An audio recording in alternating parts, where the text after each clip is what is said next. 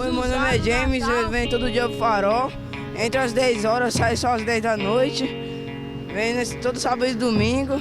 Não é bem todo dia, amanhã já vim pra ganhar dinheiro. Tô vendendo bola na rua. Eu trabalho no Farol, que eu e meus primos aqui. Nós vem junto aqui pra trabalhar.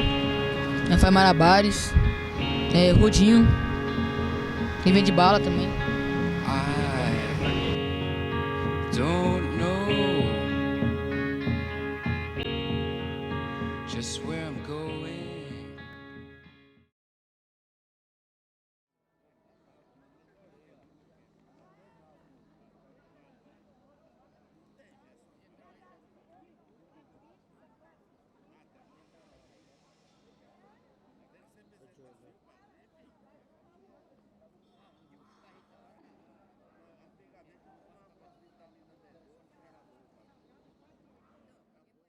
Teve um caso aqui com a gente, né, em que 10 crianças foram abrigadas. Elas foram abrigadas devido a uma denúncia que chegou até o Conselho Tutelar por maus tratos. Então ficaram 4 crianças aqui, 5 num outro abrigo e na época um bebê de 6 meses ficou num outro abrigo. Então, assim, conversando com essas crianças, né, eu descobri no atendimento psicossocial que a menina de 11 anos era abusada pelo padrasto. Nem todos eram do mesmo pai, né? Cada um tinha um pai. E eles pouco conheciam sobre a origem do pai, porque quando se perguntava do pai, eles falavam o primeiro nome ou apelido. Ou falavam, não conheço, não sei quem é meu pai. Então, essa menina de 11 anos, ela era abusada pelo padrasto. Ela contou para a mãe não fez nada. Aí ela contou para o irmão de 13 anos. Aí o irmão de 13 anos contou para a mãe e a mãe também não fez nada. E aí, no dia que teve essa denúncia por maus tratos, ela acabou contando isso para a conselheira tutelar. E assim, esse padrasto, né, que abusava, ele também agredia. Então, uma das crianças que vieram para cá, né, um adolescente de 15 anos, ele teve que passar primeiro no atendimento médico porque ele estava com uma martelada na mão. Estava com a mão machucada, que tinha sido o padrasto que havia agredido. Então, essas crianças ficaram aqui e durante o tempo que essas crianças ficaram abrigadas, a mãe engravidou de novo. E essa mãe tem 31 anos, então hoje ela tem 11 filhos. Nós tivemos um caso, né, com um menino chamado Luiz Carlos. O menino ele veio já, né, muito debilitado, tinha 16 para 17 anos, e ele era usuário de droga um pouco mais pesada. Ele pediu, olha tio, eu sei que eu vou pedir, eu sei que eu vou, mas o senhor me segura, o senhor me abraça, me segura, não me deixa sair para a rua. Faz o que o senhor quiser, me amarra, né? Mas não me deixe sair para a rua, porque se eu for para a rua eu vou usar droga. Eu cheguei no plantão, ele estava lá, né, atordoado, querendo sair e tal. Eu falando não, né, segurando, conversando, tentando, né, de uma certa forma conversar. Mas aí não tinha mais jeito, ele tentou sair, eu segurei ele e nós tivemos que ir para o chuveiro, né, literalmente tomar um banho, né, eu segurando ele, baixo no chuveiro, né, de água fria, conversando, mostrando para ele até ele se acalmar. Ficamos aí num prazo de uma hora e meia, né. E tem meninos que a gente perdeu, que às vezes a gente sente... Faltou um pouco mais da gente. Faltou um pouquinho a gente se doar mais para dar conta da vida daquele menino, né? E aí a gente vê o menino, teve menino que virou mendigo de rua. Virou assim, sabe? O menino nem reconhece mais a gente, mas a gente vê o menino barbudo, né? Tudo. Já é maior de idade, né? Ó, eu tenho 29 anos, então você imagina, eu vejo um menino com 25 anos já. Ali morador de rua, né, e tal. Isso pra mim é muito triste, né? Eu não cheguei nisso, eu não queria que ele chegasse nisso. Eu já roubei já 4 celulares em um dia. É. Na fé do rolo já, vem tudo lá. Não vou centro não, vou ir pra Santo André e ir pra Caimbu. Tem um dia que eu roubei no Pacaembu. Aí aí as duas mulheres. A mulher passou o celular pra mim, né? Aí meu amigo não passou não. Aí daqui a pouco eu cheguei na voadora nela, sem dó. Porque eu fico meio louco quando eu tô essas coisas aí. Parece que eu fico fora de si, não, Rabi? Eu fico doidão, já. Que nem o dia da menina lá, que eu fui roubar a menina lá. Aí a menina não queria passar, né? Mentiu pra mim. Aí eu disse, suave, peguei o celular dela e da outra. Aí eu subi assim no matinho assim. Aí daqui a pouco eu falei assim, calma aí, vou descer de novo. Aí eu desci, aí eu peguei e bati na menina. Me dá uma raiva. Fico meio louco, mas agora eu parei, graças a Deus. Não, foi na também. Agora eu tô indo pra igreja aí, ó. Minha vida.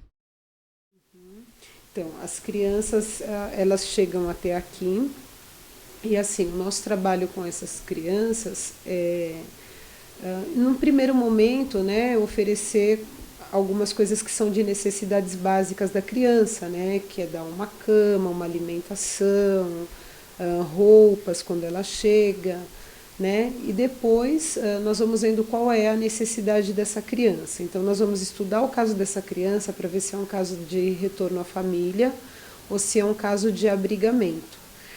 Então assim, nós procuramos assim atender essa criança em primeiro lugar, conhecer a família e pedir para que órgãos que trabalham com a família assumam essa família e ajude nesse retorno, porque não adianta nada a criança ficar aqui, dar o tempo dela, nós mandarmos ela embora para essa família que é toda problemática. No sentido de criar uma relação, uma possível avaliação para a saída da situação de rua, nos deparamos com algumas questões graves e que permanecem até hoje. Uma delas é que esta criança mesmo, e criança, quando eu digo mesmo com 4 anos, 5 anos, 6 anos, ela sai de casa, não é? Porque, de certa forma, a precarização da situação em casa começa a exigir que ela encontre a sua forma de sobreviver, isto é, que ela resolva a sua vida pelas suas forças. Até meu filho ganhar meu direito, ficar dependendo da minha mãe não. Eu como lá já, minha mãe já tá passando necessidade lá já, ó. Minha mãe doente lá, pressão alta lá, já tô precisando lá dar os negócios pra ela lá. Eu vou ficar na bota dela lá, o dia todo. Por que vocês acham que a criança sai de casa? A criança sai de casa porque a sua casa se tornou insuportável, a tal ponto de que a rua, que é um ambiente absolutamente hostil para morar, ninguém pode gostar de morar na rua, a rua é um ambiente hostil, perigoso, violento, né, sem infraestrutura nenhuma, a rua passa a ser melhor que a própria casa da criança, por isso que ela sai de casa, né? Porque ela apanhava, porque ela era violentada, porque a família maltratava, negligenciava. Então é preciso identificar a família dessa criança. A criança não nasceu na rua, toda criança tem uma família, e se não é o pai e a mãe, muitos acabaram sendo presos, estão no sistema penitenciário, tem um tio, tem uma avó, tem um avô, né, tem algum parente próximo que essa criança possa ser acompanhada. O que ela não pode é ficar na rua, em hipótese nenhuma. A criança não pode estar na rua. A criança que está na rua está sujeita a todo tipo de violência. Eu cito as 3 principais, que é a violência física, a violência moral e a violência sexual. Então a criança tem que estar resguardada. Então, na verdade, a minha história começou aos 8 anos de idade, né? Quando eu fui parar na FEBEM. Atualmente, hoje é Fundação Casa, né? E eu fui parar lá por não ter quem ficasse comigo, né, na minha infância. Meu pai viveu uma situação de agressão onde ele quase perdeu a vida, tal. E aí começou, tal, depois eu recebi liberdade para estar indo, para voltar com a família, tudo, ele foi me buscar. Só que ali a minha vida virou um tormento assim, porque ele judiava muito, tal. E aí eu ficava indo para projetos, o SOS Criança, Casa de Passagem, abrigos. Às vezes voltava para casa novamente, né? Mas não adiantava.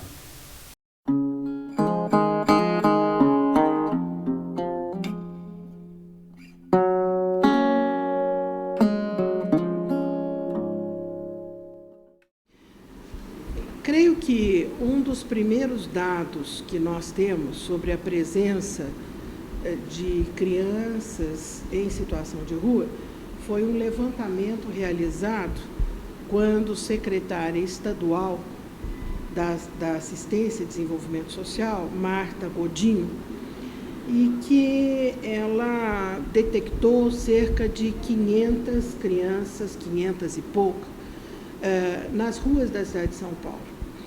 E o primeiro impacto com esse número é que era um número pequeno, face o que a gente via na cidade. Por que eu estou dizendo isso? Porque quando eu fui secretária municipal, o que aconteceu é que nós não tínhamos na cidade, não é, um trabalho regular tanto com a população adulta quanto a população infanto-juvenil de rua. Os governos municipais, estaduais, eles acabam tendo uma ação de pouco efetiva em relação a uma situação que eu diria tão pequena como é a população em situação de rua.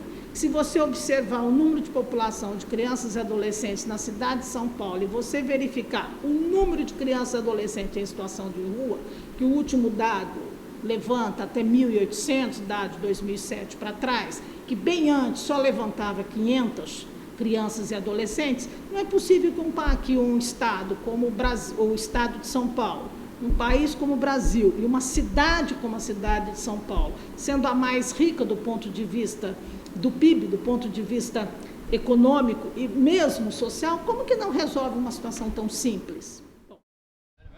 Não tem roupa pra usar. Aí não vai pagar o SESC, não vai ficar falando mesmo mais. Ah, você não tem dinheiro pra pagar o SESC, não tem dinheiro pra pagar o SESC, tem isso, aquilo.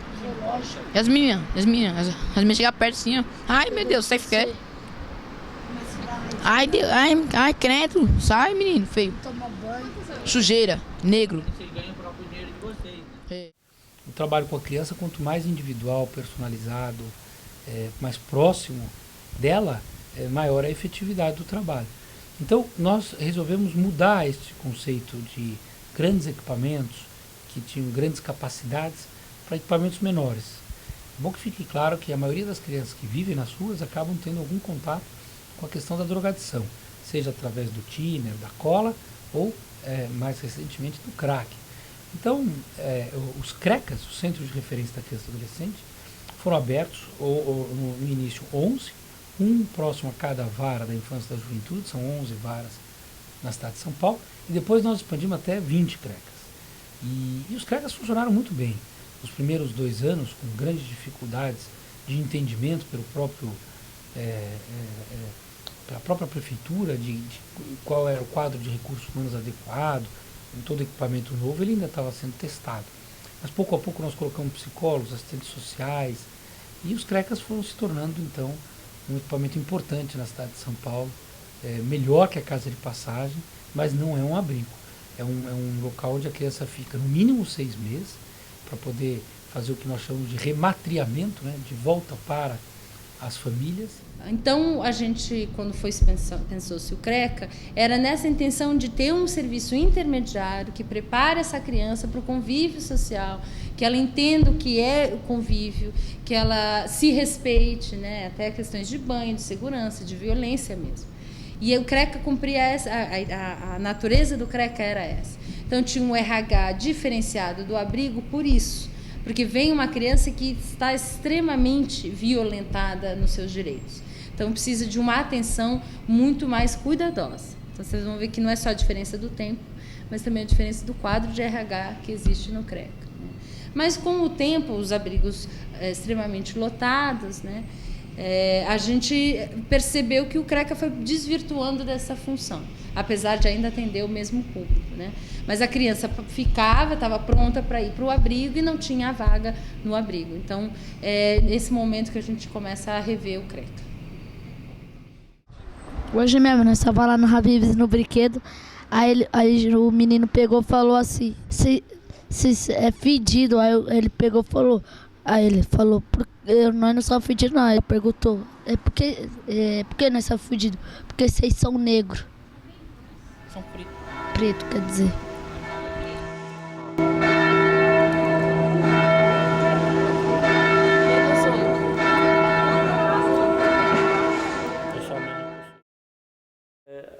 processo para uma criança ir para um abrigo é um processo longo, é um processo demorado, que pode demorar talvez até 2, 3 meses, às vezes.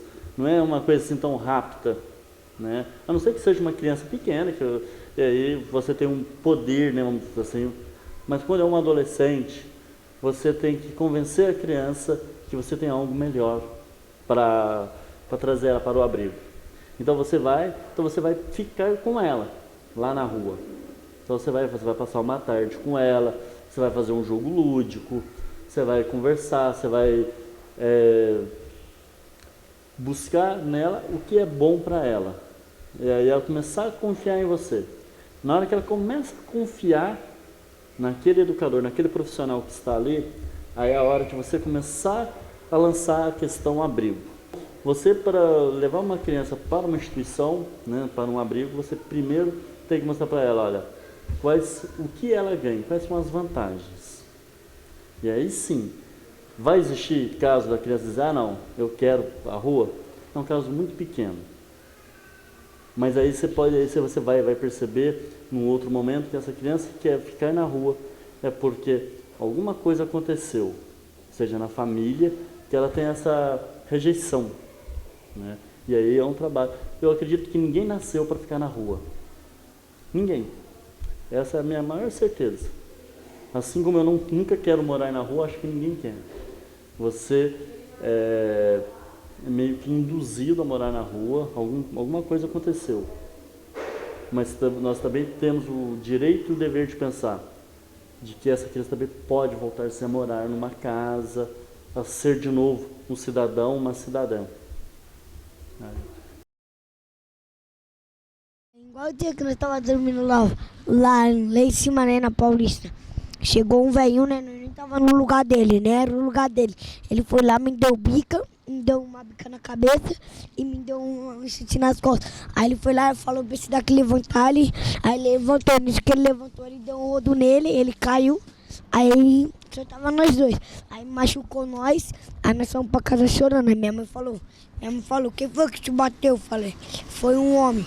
Aí ela falou, vou lá atrás desse homem. Eu falei, não vai, senão ele pode até te bater, pode até te arrastar pra qualquer lugar mal. E assim, nós conseguimos fazer um bom número de reintegrações, porque a maioria das crianças que vem para cá tem família, né? E essas famílias precisam de ajuda também, né? Então a criança é só a pontinha do iceberg, né? Por trás dela existe toda uma questão familiar, social, que acaba fazendo com que essa criança vá para a rua, né, e fique nessa situação. O que acontece? Os centros de referência tentam alcançar a família, né, e consegue, mas não é um trabalho efetivo, um trabalho que nós deveríamos realmente fazer com a família. Não é porque nós não queremos, é pela complexidade do modelo CRECA. É preciso entender qual que é o funcionamento do CRECA, né? O CRECA nasce para ser uma transição entre a rua e a volta para casa. O objetivo de toda a política pública voltada à criança e adolescente tem que ser o acolhimento familiar. Esse é o objetivo maior. Esse é o melhor caminho. Se isso não for possível, o segundo caminho é o abrigamento. E mesmo assim, o abrigamento tem um problema, que a criança fica abrigada até os 18 anos. Depois ela teria que ter um encaminhamento de uma república jovem, alguma coisa assim, sob pena de voltar para as ruas depois dos 18 anos. Né? As crianças das famílias empobrecidas, na verdade, ainda parece que cabe a elas essa responsabilidade pela sua situação. O enfrentamento precisa ser dado no concurso de todas as políticas públicas, de educação, de saúde, de moradia, de transporte, certo? De assistência social, de cultura, de lazer. Então, se não tiver o consórcio de todas essas políticas no olhar transsetorial, no olhar interinstitucional e no olhar interdisciplinar sobre a questão, acho que pouco nós vamos caminhar em relação que o direito de crianças e adolescentes sejam de fato garantidos, não só na legislação, mas também como na realidade concreta vivida por eles. só queria falar assim, quem tem tudo em casa, que eu não desejo nada que o que tá acontecendo que tá acontecendo comigo, eu não desejo que aconteça com ninguém. Por causa que viver na rua é muito ruim, né? Bom, se você fosse querer viver na rua, você achar, não, para ainda. Quando eu crescer, eu queria ser trabalhador. Por causa que viver na rua não vale a pena.